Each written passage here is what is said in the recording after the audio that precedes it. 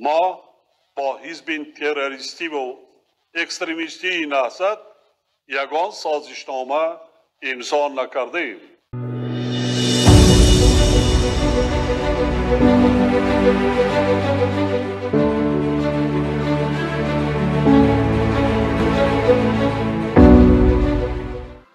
هموطنان عزیز، همه شما و هموطنان برون مرزیمان را به افتخار روز وحدت ملی که یکی از جشن‌های مهم دوران صاحب استقلالی کشورمان می باشد صمیمانه تبریک می گویم.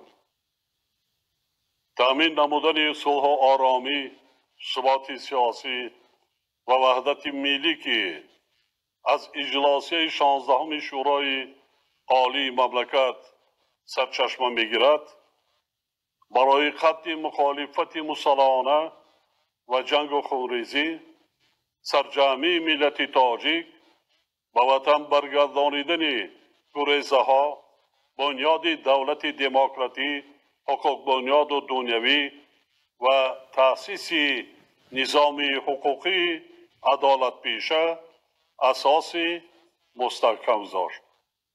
محض به همین خاطر مسئله وحدت ملی به یکی از ارزش‌های والای جامعه ما تبدیل یافته برای مردم شریف تاجیکستان قدر و قیمت بلند دارد.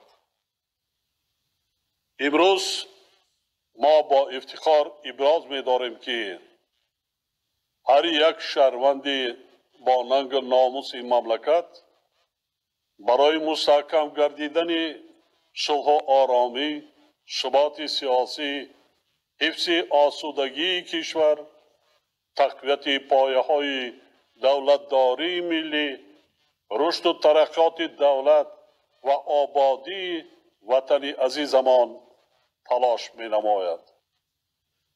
جنگ تحمیلی شهروندی که با گناه عظیم رهبران حزب ملت‌کش یعنی سابق حزب تروریستی و اکستریمیستی نهضت و خواجگان خارجی آنها یعنی خائنان و دشمنان ملت تاجیک و دولت تازه استقلال تاجیکان رخ داد، باعث به هلاکت رسیدن بیش از 150,000 نفر شهروندان تاجیکستان گردید.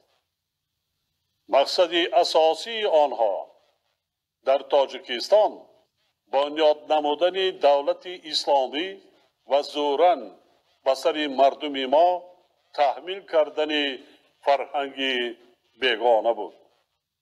این دسته خائنان ملت حتی بعد امضای سازشنامه صلح نیز که 27 ایون سال 1997 صورت گرفت، در دوام چندین سال با کردارهای ناپاک و دشمنانه خود ترکاریدن انشاءات و بناها، قتل و کشتار و ترور ادامه داده، حتی یک چند مراتبه به تبادلات حربی و دولتی دست زدند.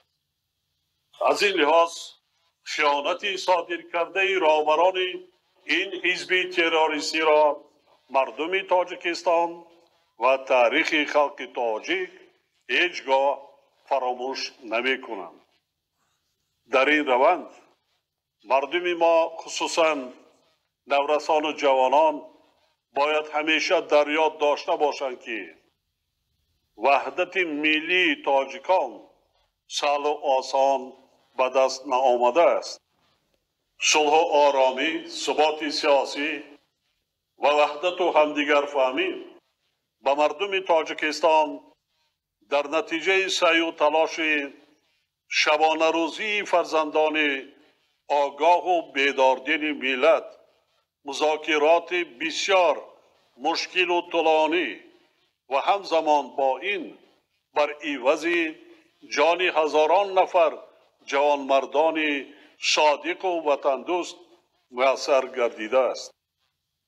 در رابطه با این میخواهم یک نکته مهم را بار دیگر خاطر نشان نمایم. ما با حزب تروریستی و اکستریمیستی نهضت یگان سازشنامه امضا نکردیم. ما با حزب تروریستی و اکستریمیستی نهضت یگان سازشنامه امضا نکردیم. حکومت مملکت سازشنامه عمومی استقرار صلح و رضایت ملی در تاجیکستان را با اتحاد نیروهای مخالفین به امضا رسانیده است. یعنی در دوره‌ای که برای مردم کوهنبنیاد تاجیک واقعا تقدیرساز بود، به خاطر پیشگیری نمودن فاجعه دهشتناک از خریطه سیاسی جهان نیست شدن دولت جوان تاجیکان و پراکنده گردیدن ملت تاجیک، برابریت دولت و حکومت مملکت ضرور بود که سعی و کوشش بی‌سابقه و خرج داده نجات دولت و ملت را به هر قیمتی که باشد تأمین نمایم. ما با درک عمیق مسئولیت در نزد ساکنان مملکت و آینده کشور تمام چاره‌های امکان پذیر را عملی گردانیدیم که به جنگ و خونریزی خاتمه بخشیده آرامی و ثبات سیاسی را همچون تقاضای حیاتی و امید و آرزوی یگانه خرد و بزرگ تاجیکستان در آن ایام خطرزا و فاجعه بار برقرار نماییم. در قدم اول ما فعالیت ساختار و مقامات عملاً فلج شده دولتی را برقرار کردیم و در این روند بیش از 1 میلیون نفر هموطنانمان را که به کشورهای دور و نزدیک عالم گریزده شده بودند به وطن برگردانیدیم. بعداً اصلاحات اقتصادی را راه اندازی نموده پارلمانت کسبی را تأسیس دادیم و همزمان با این اصلاحات و دگرگونی‌های بنیادی اقتصادی و اجتماعی را آغاز کردیم. در نتیجه قبول و عملی نمودن تدبیرهای ضروری ما توانستیم که با کمک و دستگیری صمیمانه مردم شریف تاجیک جامعه و دولت را از بحران وزدین سیاسی و اقتصادی و اجتماعی و معنوی رهایی بخشیده مسیر انکشاف منبعده تاجیکستان را معین نماییم.